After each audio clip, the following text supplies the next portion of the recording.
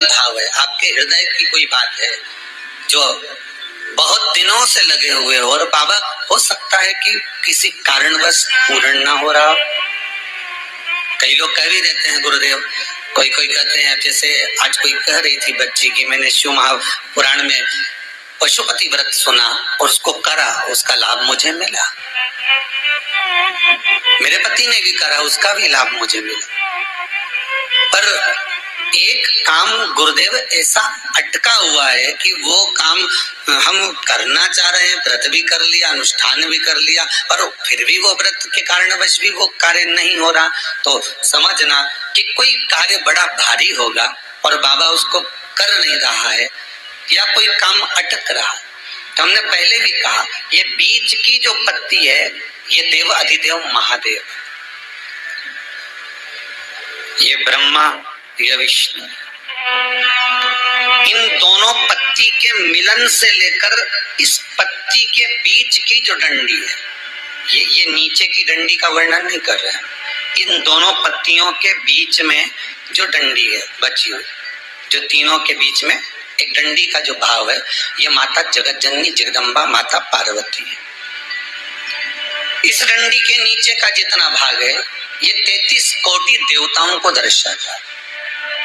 बेलपत्री पिछले वर्ष की श्रावण की कथा यदि आप निकालेंगे और उसको पेज पर जाकर आप सुनेंगे तो आपको प्राप्त होगा कि उसमें भी कहा था कि जब आप पशुपति व्रत कर रहे हो या कोई नियम धारण कर रहे हो या कोई आपने नियम उठा रखा है और वो कार्य आपका हो ही नहीं रहा, आपने 2 बार पशुपति व्रत कर लिए, आपने ये कर लिया, आपने प्रदोष कर लिया, आपने सोमवार कर लिया, आपने सारे अनुष्ठान कर लिए, बहुत सारे उपाय भी करे तो भी नहीं हो रहा, तो इस बीच वाली पत्ती पर शहद लगाकर बाबा का जो शिवलिंग है उस शिवलिंग को इसको छुआ दीजिए या उससे चिपका दीजिए और उस पर अपनी हथेली रखकर कामना कर कर वापिस घर को आ जाइए। बाबा आपकी वो मुराद शीघ्र 3 महीने के अंदर पूरा कर ही देता है। ये मतलब हम शिव के करीब, देखिए शंकर भगवान की तप साधना में कामदेव पर दृष्टि कब पड़ी?